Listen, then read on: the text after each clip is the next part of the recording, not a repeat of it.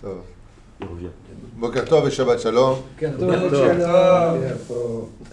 Tu cries, toi. Mais non, tu m'avais stressé avec vos chutes, il y a la caméra qui tourne. Alors, c'est pas grave. Bon, ça me décompressait, moi. Depuis le début de cette caméra qui est en face de moi, je suis stressé. Les gens ne me reconnaissent même pas. Mais bon, Bezrat Hashem aussi. On commence dès maintenant, Parashat Shavua et Parashat Tetzavé. Mais nous sommes aussi un Shabbat un peu spécial, puisque cette année, puisque nous sommes dans le Shabbat, de... Juste un instant, voilà. Nous sommes dans le Shabbat de Zachor. Zachor qui est une mitzvah tassée de la Torah. C'est souvenir d'Amalek, Amalek, ce peuple qui naît de la descendance de Esav par l'intermédiaire de Eliphaz et Timna. Ils vont donner un enfant qui s'appellera Amalek. Amalek donnera une descendance dramatique puisque c'est un enfant qui est Yotze Minaklal, exceptionnel dans l'histoire, car c'est le seul enfant des nations du monde qui n'a pas besoin d'avoir de raison, comme on le sait tous, c'est répété et répété dans tous les livres, qui n'a pas besoin de raison pour nous haïr. La seule raison pour laquelle Amalek veut notre extermination,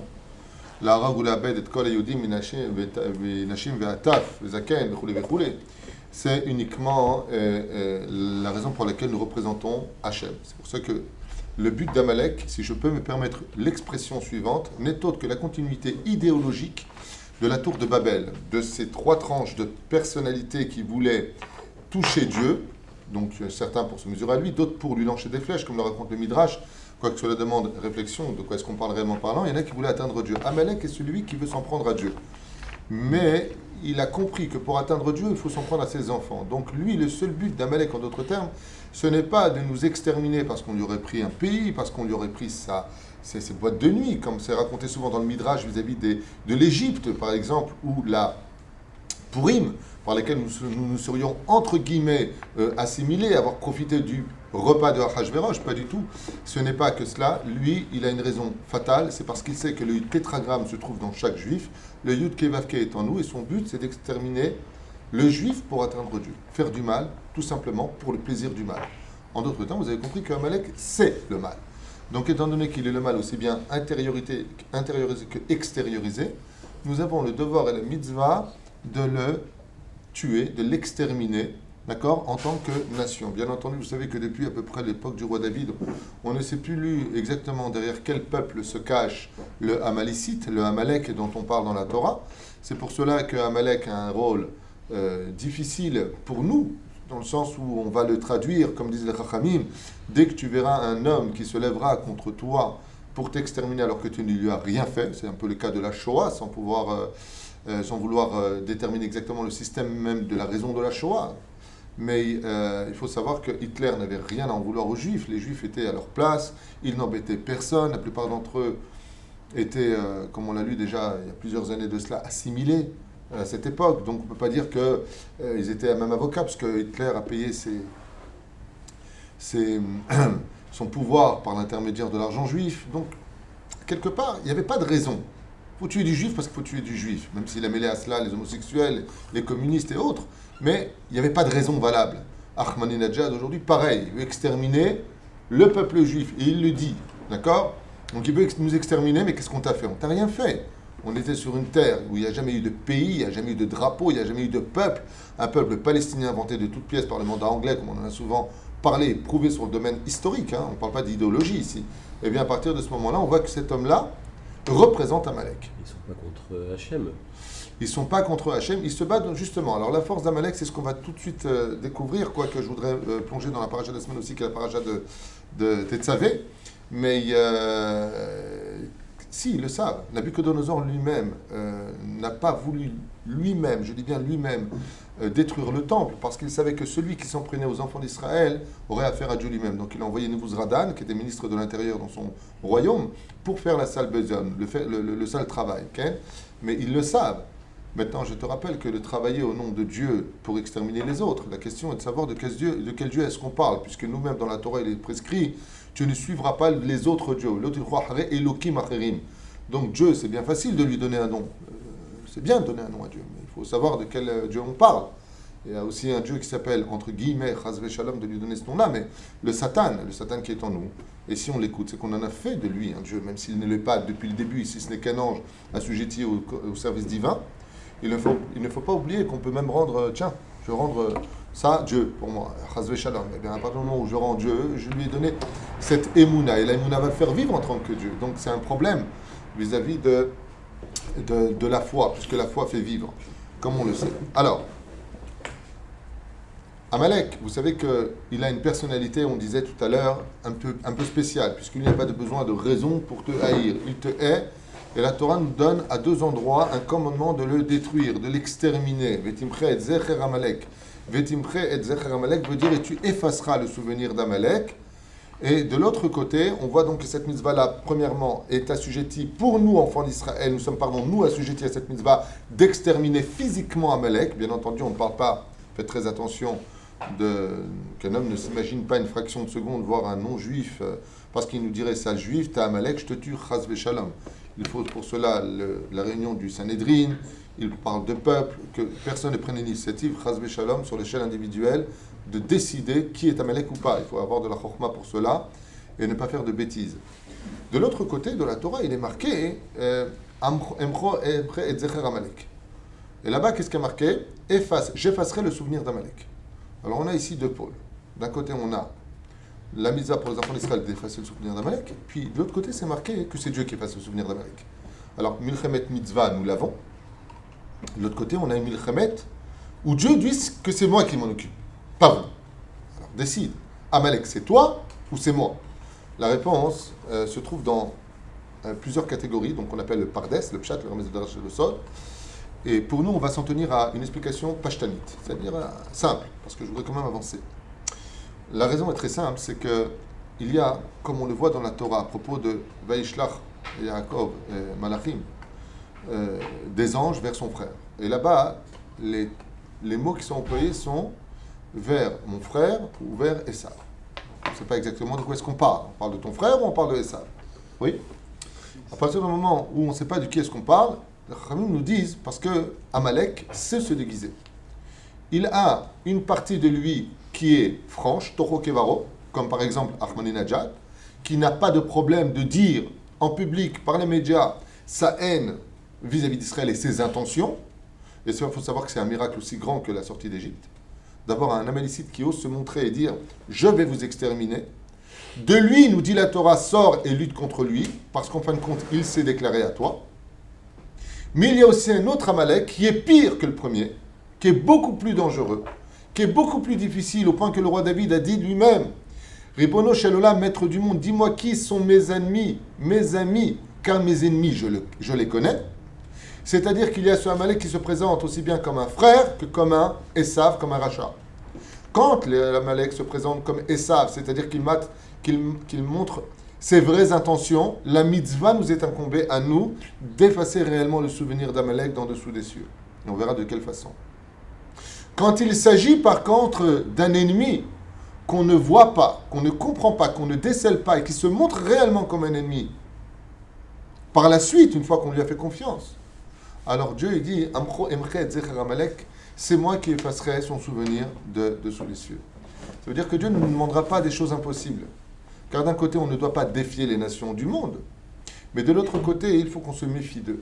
Donc on voit ici que le souvenir d'Amalek se passe en 2 dimensions, d'où le verset Timchet Zecher Amalek mitachat hashamayim. Tu effaceras le souvenir d'Amalek d'en dessous des cieux. En dessous des cieux vient faire allusion au fait que nous savons qui est le Amalek, puisqu'il s'est déclaré en tant qu'Amalek, c'est-à-dire haine gratuite vis-à-vis des enfants d'Israël, pour l'exterminer pour la raison pour laquelle il est né, c'est-à-dire représenter Ségoula, l'Hachem, un remède pour Dieu parmi les nations du monde. Donc, celui-là, mitachat hashamayim, en dessous des cieux, c'est pour nous. Et au-dessus des cieux, celui Amalek qui reste caché derrière les nuages, derrière le ciel, celui qu'on ne voit pas venir. Et Akadosh Baruch Hu dit, ne t'inquiète pas, celui-là aussi, je m'occuperai de lui. Donc on voit ici une association de guerre entre le peuple d'Israël et Akadosh Baruch Hu, dans lequel l'extermination d'Amalek doit se faire aussi bien à travers le dévoilé que le caché de l'histoire de Purim, où on a 2 espèces d'Amalek dans l'histoire, le premier qui est Aman, le deuxième qui est Achashverosh, où les Chachamim nous disent derrière Hagav que Achashverosh détestait encore plus les Juifs que Aman. Mais ça, c'est un sujet pour lui-même. La Haftara, qui en suivra à propos de la paracha de Zachor, nous parle du prophète Samuel.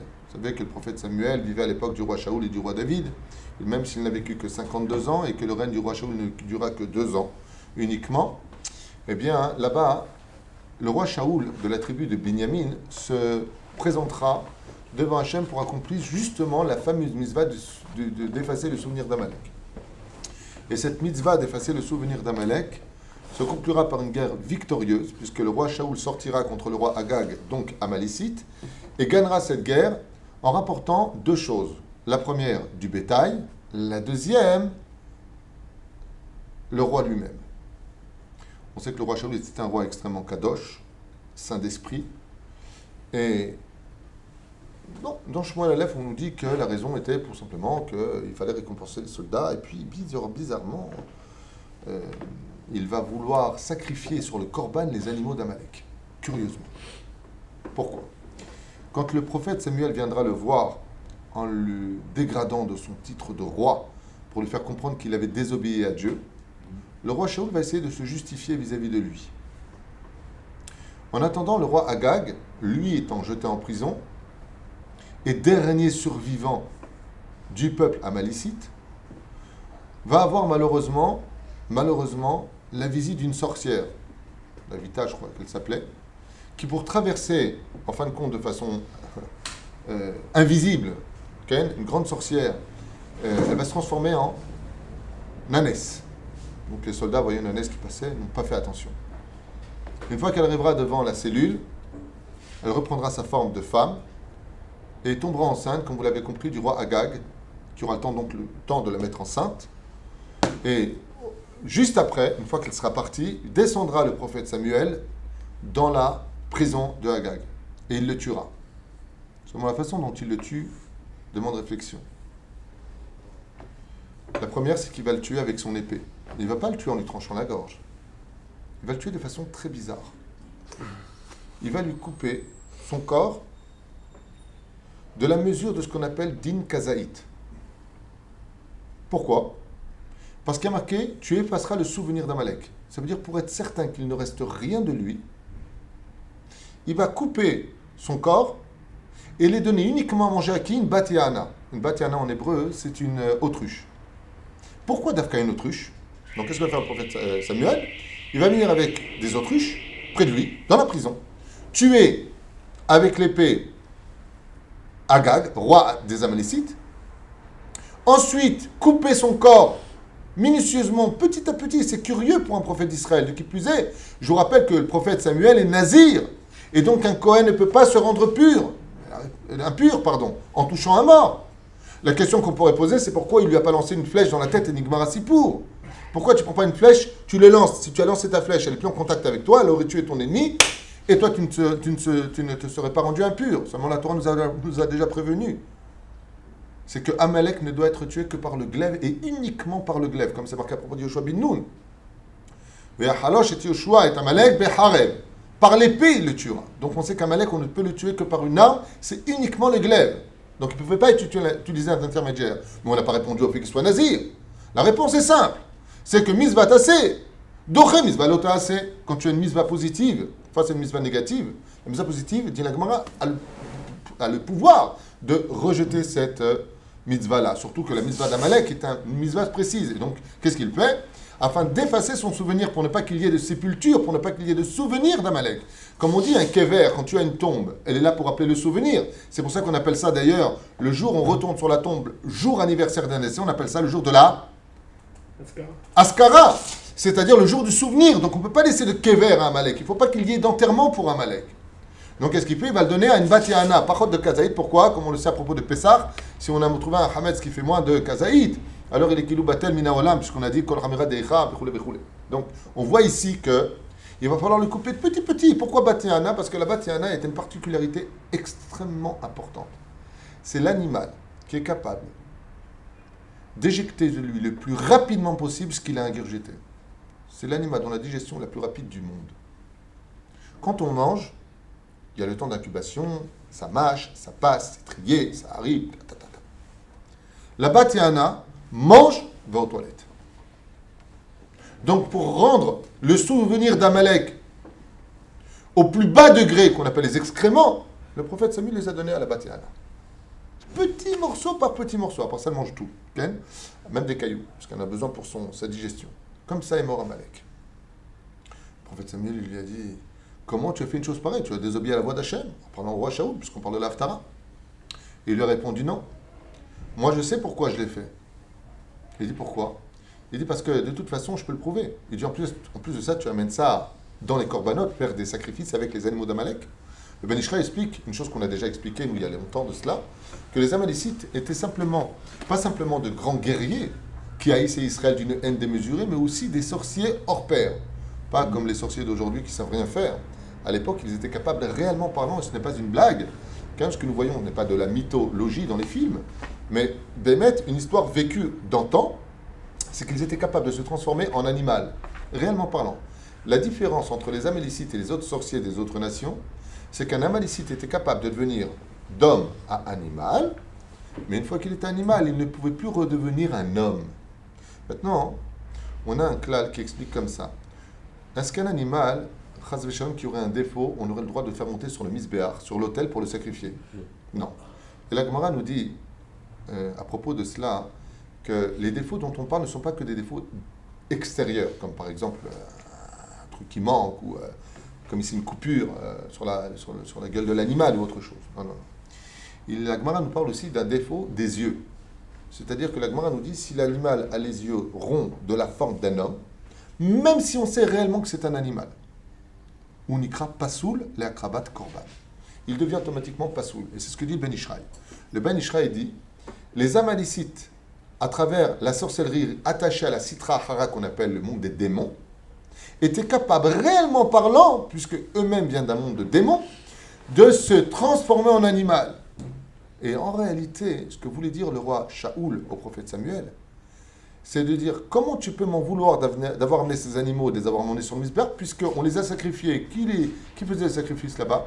Il y avait le Kohen Sadok, Nathan, les Kohanim. D'accord? Donc il y avait des Kohanim. Donc à partir de ce moment-là, il y en a qui font du foot. Encore un peu plus par là. Non, non. Voilà. Donc à partir de ce moment-là, on voit que si ils ont fait le sacrifice de les mettre sur le misbéach, c'est que les Kohanim eux-mêmes, dans la vérification de ces animaux-là, estimaient qu'ils n'étaient pas sortis. Sorciers, des sorciers. D'accord? Pas sortis de la mitzvah à Kavana. Donc on voit ici quoi? Que le roi Shaoul, en les emmenant en sacrifice, voulait prouver par là que Béhémet, ce n'étaient pas tous des Amalécites. On va oublier un détail, c'est que le souvenir d'Amalek va passer absolument par tout, y compris le détail, parce que malgré tout, il se transformait en animaux, et une fois de plus là, ça devient Amro Emre Zechar Amalek, pas simplement l'hypocrisie des nations du monde qui se font passer pour des amis d'Israël, alors que dans le dos, ils nous haïssent, comme on a vu avec M. Sarkozy, qui s'est montré, avant d'être président de la France, comme un ennemi du peuple juif. On a vu ce qu'il a fait une fois qu'il est monté au pouvoir, comme ce fut le cas de Chirac, comme ce fut le cas de bien des Américains, qui ont montré une amitié hors pair, et qui, une fois descendus de leur pouvoir, comme ce fut le cas d'un président, premier ministre anglais, qui est au pouvoir à nous casser les pieds en disant constamment il veut s'occuper de ses affaires et de s'occuper de son royaume, qui va tellement mal d'ailleurs, en venant donner des leçons de morale à Israël. Une fois qu'il a été détrôné pour les élections de son poste de Premier ministre, il est venu lancer, il a été interviewé, il a été même filmé en disant le peuple juif est un peuple fou, les Palestiniens veulent leur mort, ils devraient fermer carrément les frontières, les jeter à la mer. Des choses de fou. Mais ça, c'est hors caméra, ça, c'est hors politique. Donc il y a une hypocrisie que Dieu déteste chez ces gens-là. Et Akadosh Baruch Hu, Bezrat Hashem, nous met en garde face à cette hypocrisie à laquelle on montre patte blanche alors qu'en réalité on est tout noir de l'intérieur. Même leurs biens, il ne faut pas toucher. Ça veut dire leurs Shum biens. Davar. Shum Davar, Parfait. parce que chez les Amalicites, dès qu'il y a une prise de leur personnalité, tout ce qu'ils touchent donne une influence négative, de haine, de tristesse, de noirceur dans la vie d'un homme. C'est pour cela que le vrai Amalek de notre histoire, celui qui lèche notre sang, Amalek, on dit lak et ken, et la kek, eh bien, c'est d'abord et avant tout, j'insiste énormément sur cela, notre Yetzerara. On a un Yetzerara en nous qui, malheureusement, peut abriter aussi une espèce d'Amalek de notre personnalité. C'est pour ça qu'on doit effacer son souvenir à travers réellement la Teshuvah. Quand on fait réellement Teshuvah, on doit réparer ce que l'on a fait et ne plus jamais les rapporter en souvenir, comme dit par exemple le Rav Dessler dans Mirtav Develia, où il dit comme ceux qui, quand ils ont fait des bêtises avec une fille, ils ont fait tchouva, puis voilà que 10 ans plus tard, cette fille passe, elle est très très belle, et l'autre il dit ouais, te rends compte, j'étais avec elle. Alze Nehemar Timche et Zechar Amalek. Le Amalek était en toi qui t'a fait tomber dans la faute, doit absolument s'effacer. Ça veut dire ne viens pas rappeler ce que tu as fait. N'en parle pas, car ça peut être considéré comme étant du vantardisme, oui, et de ce fait, la personne non seulement montre qu'elle ne le regrette pas, elle ne le fait plus, mais en tout cas, elle a besoin encore de s'en vanter et en tire en profit. Et tout ce qui appartient à Amalek ne doit pas appartenir au profit d'Israël en aucun cas. Timche et Zecher Amalek mitachat Hashamim dor. Bezrat Hashem, Milchamet Hashem, Lotishkach, Bezrat Hashem, qu'on n'oublie jamais d'effacer son souvenir. On ne parle pas de tuer simplement Amalek, on parle aussi d'effacer son souvenir, d'où l'expression Imach Shemo Ve Zichro, dont les initiales forment les lettres du mot Yeshu. Vamevin, Yavin, Bezrat Hashem. Tov. On se tiendra là, qu'est-ce qui se passe pour la paracha de Zachor. T'as oublié Yeshu, c'est JC. Tov. Yeshua. Ve'ata, Tetzavé, et Beni Israël. La paracha de la semaine, Bezrat Hashem, nous parle de Kikaron, les habits du Kohen Gadol, la Lot Ner Tamid. C'est ce que nous allons un petit peu définir ensemble. Ve'ata, Tetzavé, Beni Israël. Le nom de Moshe Rabbeinu alav shalom ne figure pas dans 18 parachiotes de toute la Torah. On en dénombrera 18, puisqu'il y en a 8 après le livre de Bereshit. Bereshit Bevadaï, qu'on n'en parle pas, puisque automatiquement, il n'y a pas encore de naissance de Moshe Rabbeinu. Moshe Rabbeinu n'intervient que dans le livre de Shemot, Parashat Shemot. Mais dans la paracha de Tetzavé, on n'y voit pas son nom, car, comme il a dit, Machanina Misifrecha, efface-moi de ton livre, Misifrecha, Sefer Chaf, comme on le sait tous, du 20e livre de la paracha. C'est le 20e livre de la Torah, puisque la paracha de Tetzavé est la 20e paracha depuis Bereshit, Noach, Lech Lecha et ainsi de suite. On comptera la 20e Mahanina Misifrecha Sefer Kaf, c'est-à-dire du 20e livre de la paracha de la semaine. La Torah, bien entendu, vous savez que ce n'est pas un livre d'histoire, on le dit depuis des années, ça fait 20 ans que j'enseigne la Torah grâce à Dieu pratiquement, et ça fait 20 ans que je répète cette phrase-là. Nous ne sommes pas en train d'étudier l'histoire de papy et de mamie, hein. On est en train d'étudier une Torah de vie, une Torah qui nous concerne, qu'on doit vivre à l'extérieur des murs du Beth Midrash, à Ashdod, Baruch Hashem, ici à Oel Moshe, au nom de Rabbi Moshe Ederi, Zecher Tzadik Kadosh Ibracha, Zchut Utegan Aleinu. Eh bien, nous avons ici une chose très importante à retenir. La première chose, nous disent les Chachamim, c'est de prendre conscience de la valeur de la parole. Moshe Rabbeinu, on avait expliqué la dernière fois, pour la paracha de Tetzavé, a voulu sauver le peuple d'Israël, puisque, à cause de la faute du Vaudor, il demandera à Dieu, si tu n'acceptes pas de leur pardonner, alors efface mon nom de la Torah. Nous avions expliqué que ce nom que Moshe Rabbeinu alav shalom a demandé d'effacer n'est pas simplement son nom, mais qu'il reportait la faute du Vaudor, je ne sais pas si vous vous en souvenez, sur Hachem, en lui reprochant d'avoir demandé aux enfants d'Israël, par l'intermédiaire du mot « na », dans la paracha de Bo, par la fin où Dieu demande aux enfants d'Israël de prendre l'or et l'argent qui s'y trouvent, eh bien, Akadosh Baruch Hu demande aux enfants d'Israël, par le mot, par le facteur commun du mot na, de grâce, demande aux enfants d'Israël de prendre l'or avec eux. Moshe Rabbeinu reproche à Hachem la faute du Vaudor par l'intermédiaire du mot na. C'est-à-dire que si tu n'avais pas demandé aux enfants d'Israël de prendre l'or en Égypte, il n'y aurait jamais eu de Vaudor, puisque c'est l'influence de l'Avodah Zara sur l'or des Égyptiens qui a embaumé l'atmosphère de cette impureté et donné l'idée de faire cette statue, ce veau qui parlait, qui broutait, qui courait à travers le Sinaï en disant « Je suis, voici tes dieux qui t'ont fait sortir d'Égypte ». À travers ça, on en reparlera, Bezrat Hashem, à partir de Kitissa, à voir de quoi est-ce que l'on parle réellement quand on parle du veau d'or.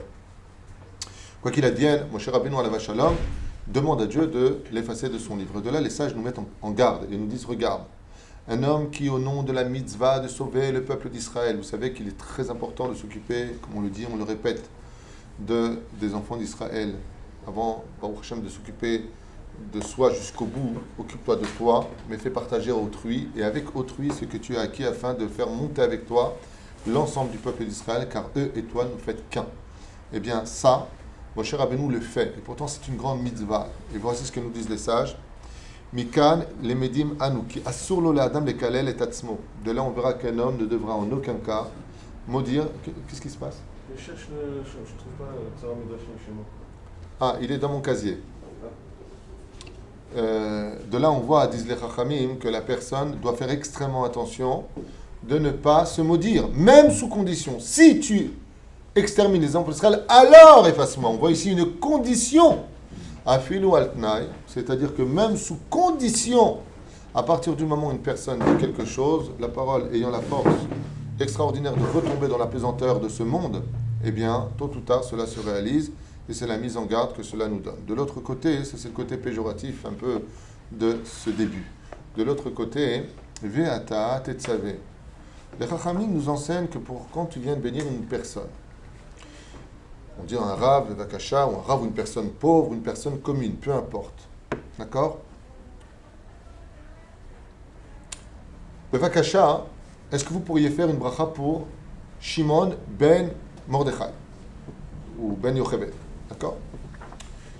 Les Chachamim nous disent, si la personne n'est pas là, il faut prononcer son nom afin de savoir qui on bénit. Mais si la personne est proche de toi, très proche de toi, au point que tu puisses le voir, comme par exemple le Rav se trouvant face à quelqu'un qui monte à la Torah, on n'a pas besoin dans ce cas-là, bichlal, de donner son nom. À l'exemple de Moshe Rabbeinu vis-à-vis de Yocheved et de Myriam qui était malade de la lèpre, oui. Et là, il va dire El Narefanala, Anna El Narefanala, c'est-à-dire viens lui donner à elle la refoua shlema. Mais pourquoi il ne dit pas le nom de Myriam? Plusieurs explications sont données, mais celle qu'on veut retenir pour aujourd'hui, c'est de dire que comme elle était en face de Moshe, il n'y a pas besoin de donner le nom. Et quel rapport avec Ve'atat Tetzaveh? Les Chachamim nous disent combien Moshe Rabbeinu ici s'est rapproché par le Kiddush Hashem d'avoir sauvé les enfants d'Israël. Dieu n'a même plus besoin de prononcer son nom. Pourquoi? Comme il est marqué, Vayomer El Moshe, Moshe. Rachid dit Mishon Chiba. Moshe est appelé 2 fois, Abraham est appelé 2 fois, Yaakov est appelé 2 fois, et ainsi de suite. Mais pourquoi il appelle Vayomer Ineni? Et voici que je me présente, dit-il. J'arrive, en d'autres termes. Oui? Mais quand ta personne elle est là, tu as besoin de l'appeler. Tu dis au fait, directement, tu lui parles. Et ici, la Torah vient donner un compliment extraordinaire en l'honneur de Moshe Rabbeinu. Ve'ata tetzaveh. Il n'y a pas besoin de donner ton nom. Tu es si proche. On comprend que c'est Moshe Rabbeinu. Exactement. C'est-à-dire que ici, Moshe Rabbeinu n'est plus appelé par son nom, mais par autre chose. La dimension du nom qui est une akbala, c'est-à-dire une frontière, une limite vis-à-vis de nos possibilités, Moshe Rabbeinu, grâce à ce Kiddush Hashem, d'avoir sauvé les enfants d'Israël, d'avoir été un avocat hors du commun pour les enfants d'Israël, l'a approché tellement de Dieu qu'il n'y a même plus besoin de l'appeler par son nom parce qu'il est en face de Dieu maintenant. Ve'ata tetzaveh. Maintenant, toi, tu viens. Tu n'as plus besoin de t'appeler. Tu es là. Donc la Torah ici vient donner un compliment flatté Moshe Rabbeinu de sa hitkarvut, de son approchement vis-à-vis d'Hachem, comme on le voit pour le domaine de la bénédiction. Comme ça marqué, Kitit Chaber im Israël kemo malachav yetzaveh lach, comme on le voit vis-à-vis de Moshe Rabbeinu qui s'est justement donc rapproché des enfants d'Israël. Ve'ata tetzaveh et bnei Israël. J'aimerais juste 2 secondes prendre le livre avec moi pour le verset. Pardon? Ve'ikru elech Hashem. Ken. Je sais. J'aimerais juste lire. Donc, Ve'ata tetzaveh et bnei Israël. Ve'ikru elecha shemen zait zar katit lamaor le'alot ner tamid. Alors sur cela, on peut rester très très longtemps. Je voudrais juste ne pas trop m'étaler, mais expliquer d'abord et avant tout certains points à propos de cette huile qui nous est demandé de prendre. Ve'ikru elecha, ils prendront donc vers toi ou pour toi shemen zait zar katit lamaor le'alot ner tamid, une huile spécialement faite pour allumer la menorah, et cette huile-là doit être absolument pure. La Gemara nous dit comment est-ce qu'on la rendait pure?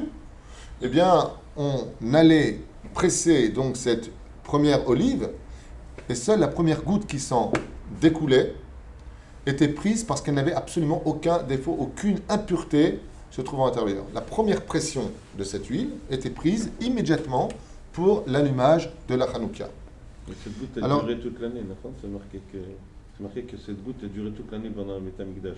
Nachon, seulement on l'a réavivé. Ça veut dire que ça ne s'éteignait jamais, car le peuple d'Israël est la lumière des nations du monde. Donc on l'allumait effectivement, mais on y versait tous les matins de l'huile. Badaï Shekel.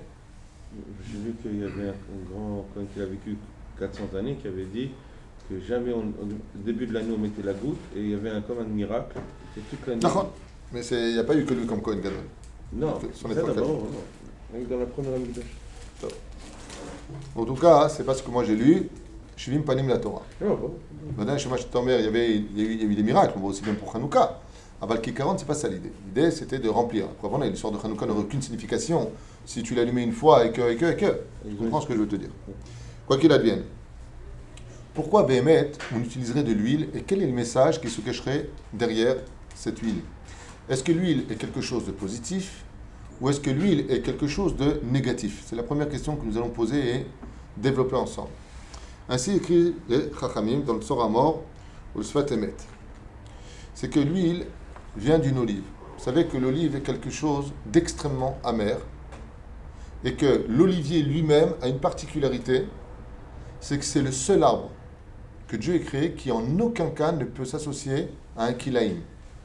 C'est-à-dire que de tous les arbres qui existent, tu peux créer en y mettant dans la pousse, c'est-à-dire dans la racine, tu peux créer ce qu'on appelle des kilaïm. Comment on appelle ça en français les kilaïm? C'est Les mélanges. les mélanges d'arbres. Comment on appelle ça en français? Hein? Les greffes. Les greffes. L'olivier est un arbre qu'on ne peut pas greffer parce que les fibres repoussent, étant donné qu'elles sont huileuses, elles repoussent toute association avec aucune autre espèce d'arbre. C'est-à-dire que dans sa racine même, l'olivier ne peut pas s'assimiler à aucune autre nation au niveau du machal, au niveau de la métaphore qui nous est donnée ici. Pas simplement l'huile, mais aussi l'arbre lui-même. De là, on voit que l'arbre représentant Abraham, Yitzhak et Yaakov, donc les trois patriarches, ont donné une telle puissance au niveau de leurs racines que même si l'arbre tourne un peu tordu, en allant un peu à droite et à gauche dans s'assimilant, étant donné que la racine est bonne, tôt ou tard, il redeviendra automatiquement cet Israël, d'où l'expression Israël Shechatou, Israël Hou. Même si Israël a fauté, c'est-à-dire qu'on est tordu, si la racine est bonne, automatiquement, elle devient bonne. D'où l'expression des olives, car Israël, étant donné que c'est un peuple qui est capable, je le dis bien, qui est capable, comme c'est marqué dans Betsa, Kaf et Amoudbet, de défier Hachem, c'est un peuple qui est capable de dire non, on ne veut pas, ou oui, on veut. Baruch Hashem, le libre arbitre, qui est le plus beau cadeau que Dieu nous ait fait sur terre. Le servir parce qu'on le veut, non pas par le robotisme ou la crainte de Allah Akbar. Si tu ne fais pas, je te coupe la tête. Mais uniquement par le cœur, je veux le cœur de l'homme, viens à moi si tu le veux. Mais je veux te laisser ce libre arbitre pour ne pas qu'il y ait une espèce de robotisme. Je ne veux pas des anges, je veux des hommes. Et la liberté de vouloir venir à Dieu par amour est le plus beau cadeau, je dirais même le seul cadeau qu'on puisse faire à Dieu, car tout lui appartient.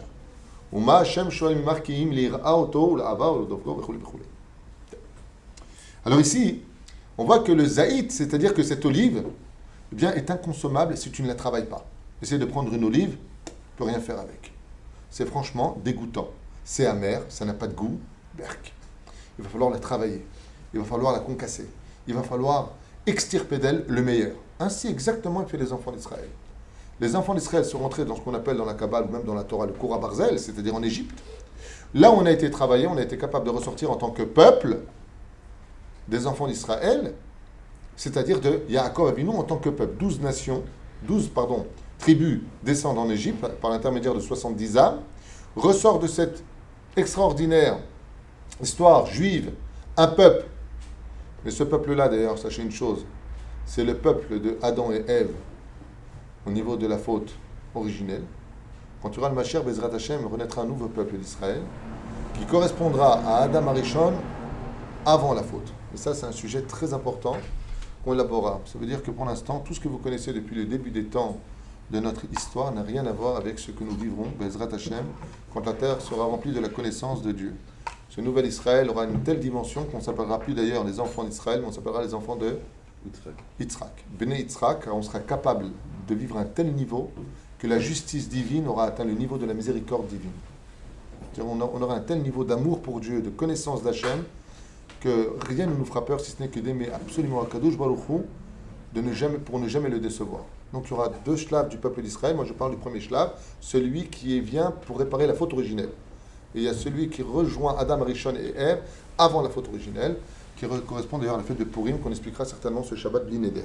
Quoi qu'il advienne, malheureusement ce ne sera pas filmé, c'est un très très très bon cours, Bezrat Hashem, qu'on étudiera ensemble. Donc ça c'est la première chose. On voit que l'olive, elle, ne peut être valable que quand elle est concassée, quand elle est travaillée à un très haut niveau. Ainsi le juif, qui Yetzer Leva Adam Ra Mineurav, le juif naît comme une olive, donc avec beaucoup de choses négatives, il va falloir qu'il travaille ces midotes, qu'il se travaille dans sa vie pour pouvoir y accéder. La deuxième chose, c'est que lui-même, elle-même, est extrêmement positive, parce qu'elle est quand même, malgré tout, un combustible qui permet d'éclairer. L'huile a une particularité, c'est que combien même tu la mélangeras, on le sait tous, oui, à n'importe quel liquide, il t'a soufflé mal. Elle montera toujours vers le haut. Ça veut dire que même si tu viendrais l'assimiler, ce peuple juif, aux pires nations du monde, sache qu'un juif reste juif. Et si malheureusement, des fois, il l'oublie, il y aura toujours quelqu'un pour le lui rappeler qu'il est juif. Vous avez compris de quoi je parle. Quoi qu'il advienne, oui, à partir du moment où un juif est donc comparé à de l'huile, vous savez pourquoi donc les Tunisiens sont les plus proches du judaïsme antique de la Torah.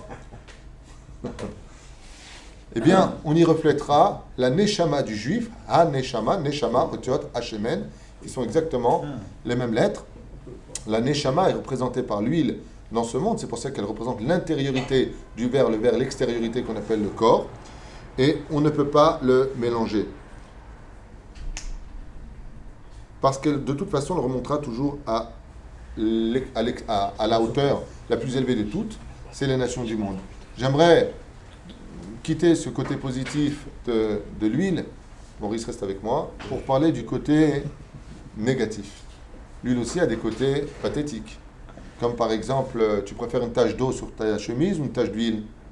D'eau. Hein? Toi, de l'huile? Ça dépend si on est tunisien. Ça dépend si on est tunisien. Tov. Quoi qu'il advienne, on voit que l'huile aussi a des côtés très négatifs. Comme par exemple, peut provoquer des maladies, comme le cholestérol ou autre. Peut provoquer un surpoids, donc être mal dans sa tête, ne pas se trouver bien. Oui, mais elle peut avoir des côtés qui représentent le bien, et elle peut avoir des côtés qui représentent le mal. C'est pour cela que l'antithèse de l'huile, c'est l'eau. Pourquoi? Je vous donne un exemple. Les Chachamim disent que l'huile, c'est le Yetzer Tov et c'est aussi le Yetzer Hara, dans les deux domaines. On peut se servir de la Torah, de la lumière de la Torah, pour aller vers le service divin le plus absolu en travaillant les Shem Shamaïm. Et on peut, Chas V'Shalom, se servir de la lumière, de l'huile, donc de la Menorah, pour, Chas V'Shalom, utiliser les forces du mal. Comme dans la Torah pour les honneurs, le kavod, l'argent, embrassez-moi les mains, les pieds, et ainsi de suite. D'accord? On compare aussi la Torah à l'eau. Tout à fait. Donc, ici, on a quelque chose d'incroyable. C'est que l'huile sert à éclairer l'étude de la Torah.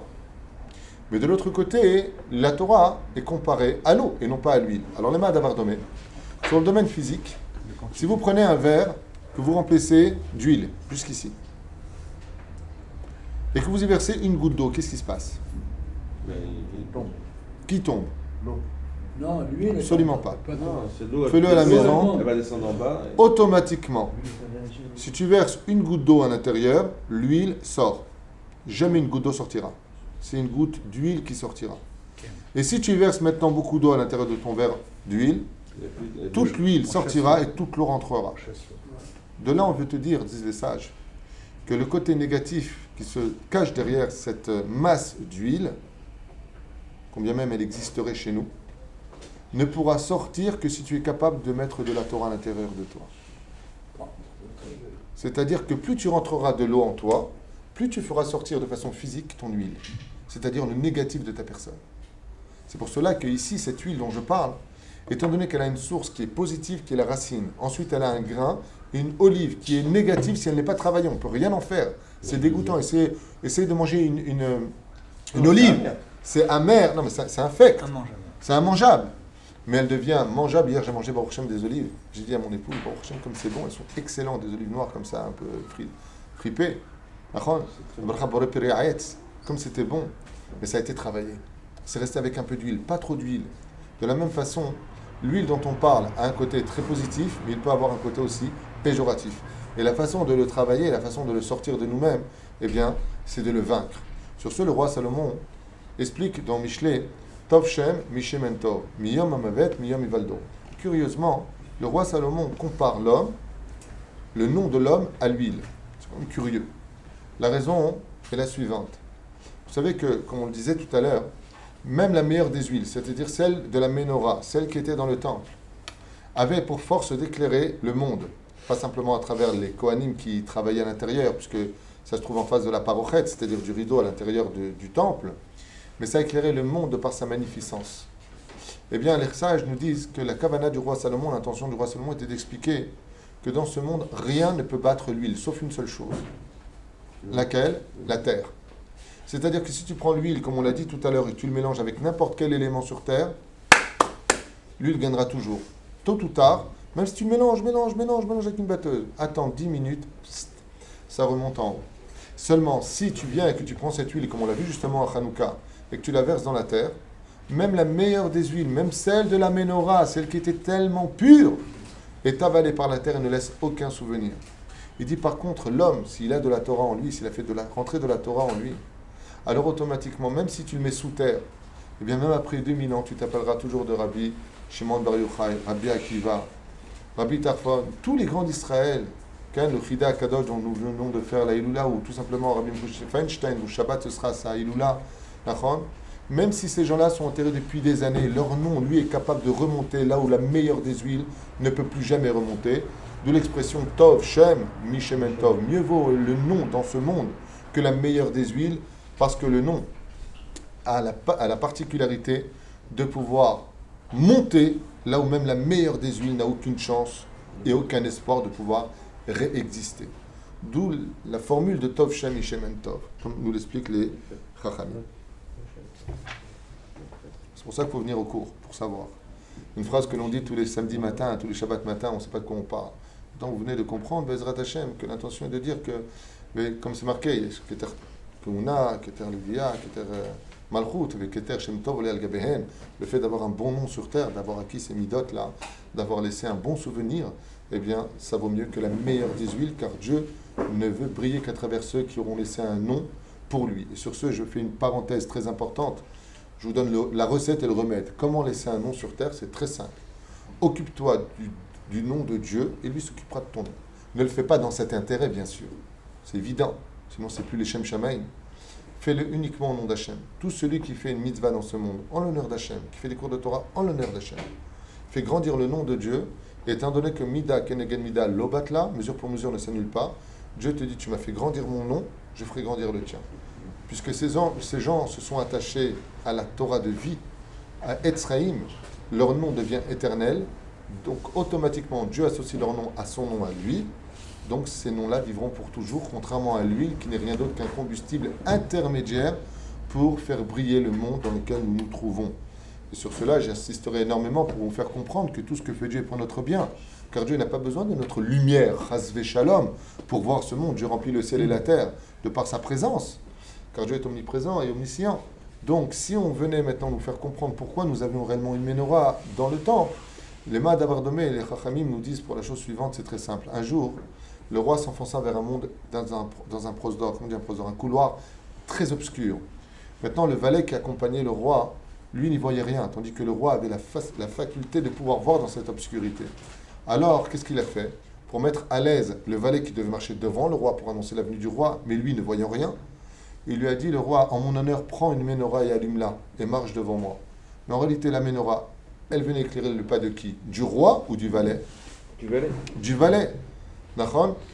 C'est pour cela que Dieu nous demande à nous de prendre une Ménorah et de l'allumer pour nous éclairer, nous, de la présence divine, non pas Chasvé Shalom, donner de la lumière à Dieu comme certains auraient pu le penser, Bar Minna. Dieu préserve. Ensuite, nous avons ici Shemen, Zaït, Zach. Donc on verra que le Shemen Zaït, quand on va continuer un petit peu, représente l'intériorité de l'homme et que les habits, puisqu'on parle beaucoup des habits du Kohen, des Kohanim dans la paracha de la semaine, parlent du corps, de l'extériorité. Donc ça, au début de la paracha, on parle de la Neshama et ensuite on va parler de l'extériorité, c'est-à-dire du tissu qui couvre notre Neshama, du levouche, de l'habit qui couvrira notre corps et sur cet habit-là, les habits que nous mettrons sur nous-mêmes, qui sont au-dessus de la nature, dans certains cas. Eh bien, ici on nous dit Shemen Katit Lamaor. Qu'est-ce que cela veut dire? La lot ner tamid. D'abord et avant tout, il faut savoir que ici nous avons une allusion sur les 3 Beth Amikdash. Le premier Beth Amikdash a duré 410 ans. Le deuxième Beth Amikdash, donc 70 ans plus tard, avec le retour de Ezra et Nehemia pour la reconstruction des enfants d'Israël, va durer 420 ans. Et cela, c'est marqué dans les mots Katit, puisque Katit s'écrit Kaf, Taf, Yud, Taf.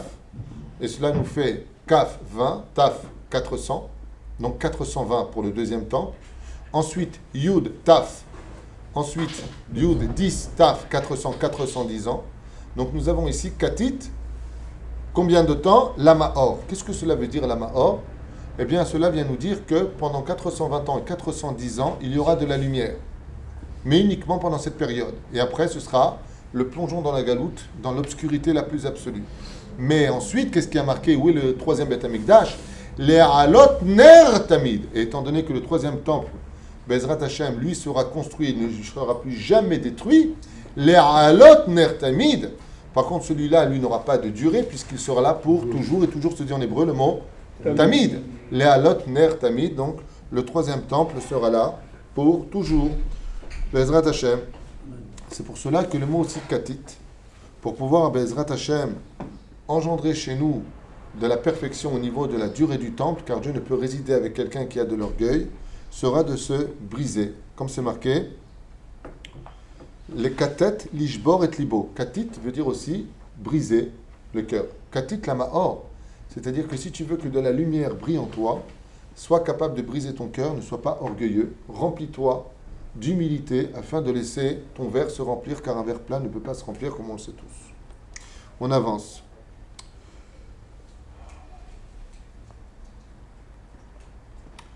La halot ner tamid. Si un Dieu nous a donné un jour un cadeau dans ce monde, c'est les enfants. Baruch Hashem. Pour cela, nous avons besoin de 3 choses. Nous avons besoin d'un nefesh qui est le corps, d'un ruach qui est le cœur et d'une neshama qui vient de Dieu. Donc nous avons comme l'histoire du ner. Ner, c'est comme le verre, d'accord? Dans le verre, c'est la matière. Nous avons donc la matière. Ner, c'est nefesh, nun, resh, ruach. Et ensuite, nous avons la mèche qui représente par la flamme la neshama. On est bien d'accord. Pour ne pas que cette neshama s'éteigne, non pas dans la vie, car tout homme qui est né pour vivre, tôt ou tard finira par mourir. Mais ici, on nous dit la halot ner tamid, c'est-à-dire que les enfants d'Israël ont un tafkid, un but à accomplir, un travail à faire, c'est de laisser l'âme, c'est-à-dire la lumière, la neshama que Dieu a donnée dans le corps, dans cette bougie de nos enfants, les halot ner tamid, de toujours faire monter nos enfants dans les graduations de la spiritualité. Quand on l'a déjà dit, expliqué, redit et re-redit, on le redira encore demain tant qu'on n'a pas compris le message, c'est que le but d'un père et d'une mère, c'est de faire monter la neshama de leurs enfants dans l'émanation d'Akadosh Baruch Hu. C'est-à-dire de faire briller le nom d'Hachem, faire un soc, faites de votre corps un corps pur, un corps dans lequel je pourrais résider, là où je pourrais briller par ta neshama, chelek elokam ima'al, une partie du Dieu vivant. Bien entendu, c'est du pshat. D'accord? Donc, toujours faire monter nos enfants dans l'étude de la Torah, s'asseoir avec eux, leur enseigner la Torah, les halot ner tamid, toujours be'ezrat Hashem, leur donner l'impression qu'ils n'ont pas encore assez appris, bien entendu, avoir joué à côté, s'occuper de... La Torah, ce n'est pas qu'à travers un livre, c'est surtout à travers la vie. Hein?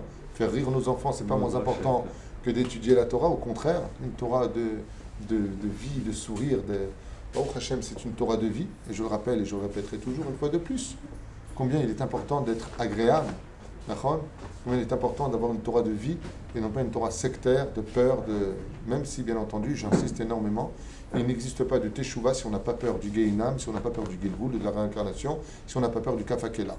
D'accord? Le côté de je veux aller dans le sens du poil pour plaire aux gens et avoir des auditeurs, c'est la dernière des choses à faire sur terre. Baruch Hashem, comme le dit le Reshit Chochma, il ne peut pas exister de Teshuvah dans ce monde si tu ne commences pas par la crainte de Dieu. Comme dit le Messie Latesherim, même si c'est un très bas niveau d'avoir peur du bâton, il faut passer par cela pour arriver en haut de l'échelle. Et ensuite travailler avec Bezrat Hashem, passion et lumière. Bien. Donc, les ossifs constamment, emmener nos enfants, parce que Dieu nous a donné un enfant avec un corps extraordinairement beau. Il nous a donné, je ne sais pas si vous avez remarqué, quand je parle de beauté, chaque enfant a sa beauté, et pour chaque mère, son enfant est le plus beau. Ouais, d'accord, surtout pour les grands-parents. Hein. Eh bien, de la même façon, vous avez remarqué qu'un enfant, jusqu'à l'âge de 3-4 ans, jusqu'à ce qu'il devienne barda'at, il a tout le temps une lumière sur le visage. Un enfant, même s'il n'est pas très beau physiquement, mais sa peau reflète quelque chose de très lumineux. Ça, c'est la lumière que Dieu nous a donnée. Les halot nertamid, ça veut dire que cette lumière que tes enfants ont gardée sur le visage depuis leur naissance jusqu'à à peu près 3, 4, 5, 6 ans, jusqu'à l'âge de l'éducation, garde-le pour eux. C'est-à-dire que Dieu t'a donné une bougie allumée, tu peux la maintenir allumée. Comment? En y versant de l'huile, c'est-à-dire de la Torah. Contrairement à ce qu'on a dit tout à l'heure où l'huile était l'antipode de la Torah, là elle devient d'Avka, le combustible de la Torah. Be'ezrat Hashem. Il nous reste 5 minutes, donc j'aimerais aller très vite. Et voici que tu apporteras, tu rapprocheras mettant ton frère à Aaron Achicha. Vous savez que quand Moshe Rabbeinu dans la paracha fin de Shemot, Akadosh Baruch Hu va tout simplement demander à Moshe Rabbeinu non seulement d'être le libérateur, mais aussi d'apporter non seulement d'être le libérateur, mais aussi d'être le Kohen Gadol. Et Moshe Rabbeinu, alav shalom, va refuser, va perdre plutôt exactement ce rôle d'être Kohen Gadol, et Aaron va être pris pour cela. Pourquoi? Le Midrash nous dit que Moshe Rabbeinu a eu honte de prendre tous les postes, alors que son frère Aaron était plus âgé que lui de 3 ans. Et Dieu répond à ce moment-là à Moïse, à Moshe Rabbeinu, en lui disant « Mais sache que ton frère est tellement parfait que quand il te verra, et qu'il aura su que tu as pris tous les rôles, il t'aimera encore plus, il sera fier, quoi, je suis le frère d'un tel tzaddik que Dieu a tellement choisi, il n'aura pas de haine. » Malgré tout, Moshe Rabbeinu, s'obstinant à refuser le poste de libérateur pour des raisons très importantes, justifié jusqu'à un certain degré et injustifié puisque Dieu se mettra en colère par la suite, justifié parce que Moshe Rabbeinu ne voulait pas la libération telle que Dieu la voyait, c'est-à-dire les libérer d'Égypte pour leur faire survivre les 4 galouillottes, la Babylonie, la Perse, les Yavan, les Grecs et Édom. Moshe Rabbeinu voulait, disent les Chachamim, qu'il y ait une libération finale, être le dernier libérateur maintenant. Mais Dieu ne voyait pas les choses de la même façon, malheureusement pour nous. Donc, s'il vous plaît. Donc, Moshe Rabbeinu alav shalom ne voyait pas les choses de la même façon pour nous. La reine Bezrat, il y en a qui ont le bras long, toi t'as le pied long, hein, je peux dire. Donc, on voit ici tout simplement que Moshe Rabbeinu va perdre ce rôle. Et pourquoi Aaron a-t-il été pris? Parce qu'il était capable d'aimer son frère, même si son frère aurait plus que lui. De là, on voit que le rôle d'un Kohen Gadol, c'est celui qui est capable d'aimer réellement les enfants d'Israël. Celui qui est capable de réellement vivre le bonheur des autres. Celui-là, on peut dire qu'il aime son prochain. Il n'a pas les boules parce qu'il a acheté une Porsche ou une Cadillac, il va savoir ce qu'il a, parce qu'il a acheté une super belle villa avec une piscine en forme de guitare. Oui, il est très content pour lui, comme si c'était réellement lui qui l'avait. Et c'est pour cela que Aaron va être pris pour ce rôle. Va sita bigde kodesh, et tu lui feras des habits de kodesh. Ainsi disent les chachamim. Mishum sheim shemen meramez al da'at hamoach.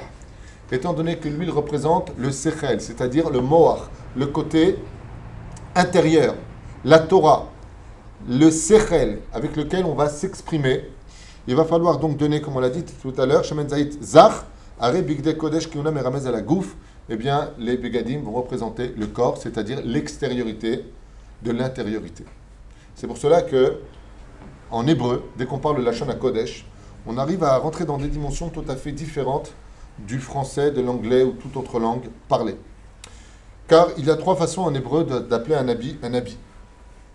On appelle ça beged. Beged en hébreu vient du mot bigida. Pourquoi? Vous allez comprendre tout de suite. À la création du monde, vis-à-vis de Adam et Ève, ils étaient nus. Et étant donné qu'ils étaient nus, avant la faute, le bien et le mal ne faisant qu'un, ils ne se rendaient pas compte de leur nudité, donc ils étaient bien. Seulement après avoir consommé de la connaissance du bien et du mal de cet arbre-là, ils ont eu donc prise de conscience de la connaissance, Vaïd Boshechou, ils ont eu honte. D'accord? Donc en ayant honte, étant donné qu'ils avaient trahi Hachem, Dieu leur a fait un vêtement de peau pour les couvrir.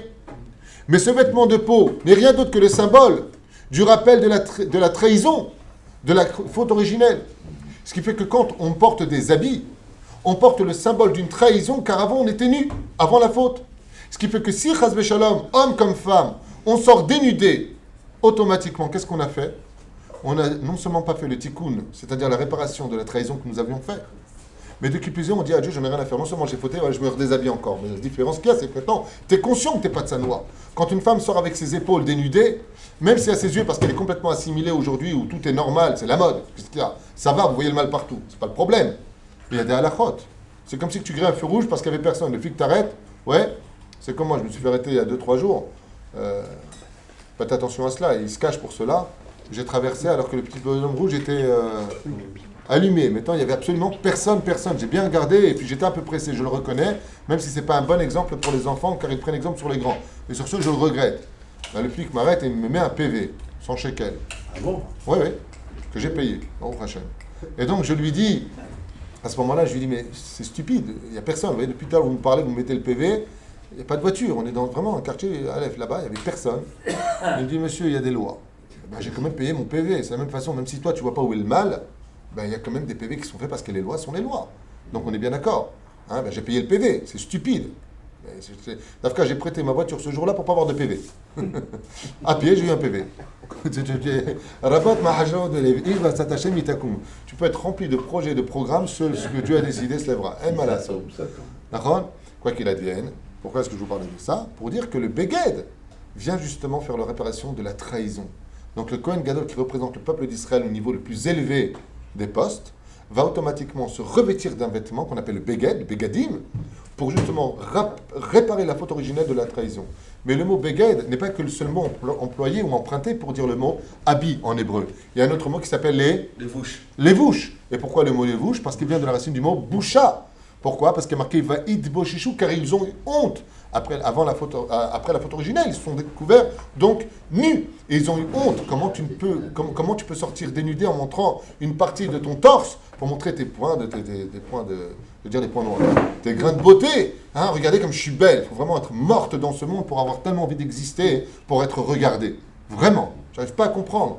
Tu as besoin de te montrer pour être belle. Regardez comme je suis belle. Vers le titan Mirchol, au lieu de faire des choses intelligentes, tu fais des choses stupides, comme on dit. Il y a un proverbe d'ailleurs pour cela, qui vraiment manque de morale juive et démontre combien on n'a pas honte. Comme disent certaines femmes qui se présentent, tu as vu comme elle est ta femme? Il y a du monde au balcon. C'est tout ce que tu as à dire. C'est-à-dire que tu es en train de dire que tu es une prostituée de luxe. J'ai pas compris c'est quoi ton message. Alors je sais que ce message-là ne va peut-être pas plaire à certaines personnes en face, Bezrat Hashem, mais n'oubliez pas un détail, je ne suis pas là pour vous plaire. Et un homme en vertu en vaut deux. Parce que ce n'est pas parce que tu n'es pas capable de le vivre que ça n'existera pas, comme on l'a souvent dit. Donc faire attention à ça. C'est pour ça que le mot lévouche vient du mot boucha. Il y a encore un troisième mot pour dire le mot habit. Madim. Et c'est quoi le mot madim? Ça vient du mot midot. C'est-à-dire que comme il est marqué dans la Gemara, qu'il est shosh la adam zou kivodo. L'habit donne automatiquement d'abord une conduite différente. Moi qui ai avant porté des jeans, et aujourd'hui il ne porte que des pantalons dits à pince, ou normal, quoi, je ne sais pas comment appeler. Noir. Pantalon noir. Non, je peux porter des pantalons bleu. Alors, peu importe. Mais c'est vrai que quand tu es habillé en short ou quand tu es habillé en jean ou autre chose, hein, tu as souvent d'ailleurs, je ne sais pas pour vous, moi j'avais tendance à mettre tout le temps la main ici, lever le pied. Je sais pas, ça démontre une conduite pas plus péjorative qu'autre chose, mais je veux dire par là qu'on n'a pas la même. On se comportera pas pareil si on est en smoking que si on est habillé en jeans et chemise à carreaux. Je suis désolé. Vous demandez à n'importe quelle personne, il y a quelque chose qui change en nous. Parce que les madim, disent les chachamim, le madim que portait le Kohen Gadol, c'est-à-dire le mot madim, ça ne veut pas simplement dire habit. Ça veut dire uniforme, plus exactement. Les madim, ce sont des uniformes. D'accord? Eh bien, un uniforme, l'extériorité, puisqu'on a dit que le Shemen Zaïd Katit Lama représente quoi? Le mohar. C'est-à-dire, d'ailleurs c'est marrant parce que le mohar fait aussi de substances huileuses. Quoi qu'il advienne, on a ici, au niveau du corps, l'intériorité puis l'extériorité. On a vu que les sages nous disent que la Torah vient nous parler de l'intériorité du juif à travers l'huile, elle vient nous parler de l'extériorité à travers le lévouche, les madim, le beged, et ainsi de suite. Donc ça vient traverser les midot. Pourquoi je vous ai parlé de ça? Parce qu'on a vu que Aaron n'a été choisi que comme Kohen Gadol, parce que Dieu, comme c'est marqué dans le 7e Télim, 10e Passouk, exactement, sondant le cœur et les reins de l'homme, a vu que Aaron, comme il le dit à Moshe, dit le Midrash, mais ton frère, si t'es Kohen Gadol, t'es libérateur, t'as tout pour toi, ne sera que heureux en disant quoi? J'ai le srout d'être son frère, et j'ai srout, donc son cœur était pur. Donc on voit qu'il avait une midot qui était parfaite. Un homme qui a su travailler ses midot pour devenir parfait. On avance encore. L'habit fait le moine. Hein. L'habit fait le moine? Non, pas spécialement. Il y a des gens qui peuvent se cacher derrière des habits. Et il faut savoir qu'il peut y avoir des rachats, des réchaïm sans kippote et sans barbe. Mais on peut avoir aussi de grands réchaïm avec des chapeaux noirs et des kippotes et ainsi de suite. Seulement, c'est plus... encore Il a une fois... travaillé son beged, mais il n'a pas travaillé son midot. Le mieux, comme on le dit le matin dans la prière, que l'homme doit être Toro Kevaro, on doit être aussi bien caché dans sa chambre ou dans son salon, être le même personnage que quand on est à la synagogue. Ça, c'est extrêmement dur à travailler et que Dieu nous pardonne nos erreurs. Mais il faut savoir que c'est d'abord l'intériorité qui permettra à l'extériorité d'être ce que l'on doit être. Parce que d'extériorité, de se travailler, c'est vachement facile si l'intériorité n'est pas encore travaillée. L'apparence, la pire des maladies de cette génération, d'ailleurs, c'est ce que je pense ouvertement, je ne l'ai pas lu, ça c'est de moi. Pour moi, la pire maladie de cette génération, c'est l'apparence. Les gens se prennent tous pour des acteurs, on se prend tous pour ce qu'on n'est pas, on veut aller là où on... Je ne sais pas dans quel monde on vit, alors qu'on ne peut vivre heureux dans ce monde que quand on vit sa réalité. Et le Kohen Gadol, ici, portait des habits qui lui rappelleront exactement son tafkid, sa réalité, et la raison pour laquelle Dieu l'a choisi. Il est déjà 9h06, je vous libère, Bezrat Hashem. Beshem Hashem, Et les heures supplémentaires. Hier, j'ai écouté le cours. Comment aimer Hachem. Et les heures de caméra, ça coûte cher. Hein.